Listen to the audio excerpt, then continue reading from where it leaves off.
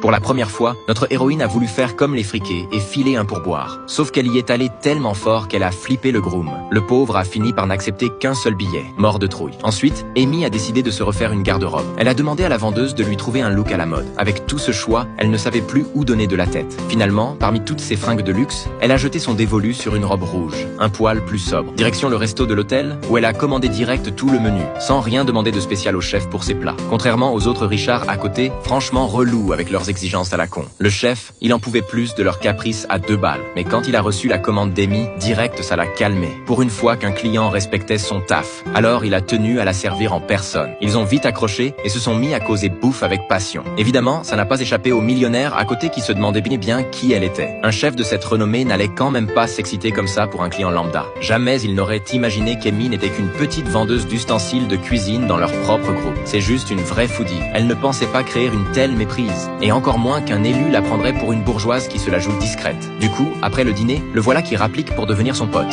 Mais manque de bol, un des millionnaires, fraîchement douché, a vu leur petit échange. Alors direct, il a flippé qu'elle soit une concurrente venue faire capoter son business avec le politique. Au dîner, quand Amy a parlé de son projet de saut en wingsuit, elle est devenue la star, pour le plus grand déplaisir du millionnaire qui n'avait plus la cote. Ni une ni deux, il l'a défiée, bien décidé à sauver son ego. Sauf que le lendemain, une fois sur place, les deux étaient pétrifiés de trouille. Mais Amy, elle s'en foutait de crever maintenant. Alors au top départ du moniteur, elle s'est jetée dans le vide, déterre. Par contre, le millionnaire, à son tour, a dégonflé. Il a carrément escaladé la barrière et s'est barré en courant. La mégalose. De retour à l'hôtel, la rage d'avoir perdu la face, il a filé du blé au concierge pour qu'il enquête sur elle. Mais quand Amy est revenue à sa suite, le concierge d'habitude si sérieux a complètement changé d'attitude. Tout mielleux. Elle n'y comprenait rien. Jusqu'à ce que, il la serre dans ses bras. En fait, en aidant le millionnaire, il était tombé sur son badge et sa lettre d'adieu. Là, il a été envahi par une immense culpabilité. Il lui a tout avoué et l'a supplié de lui pardonner. Mais Amy ne lui en a pas voulu. Sa bonté lui a même porté chance. Retry Claude can make mistakes. Please double check responses.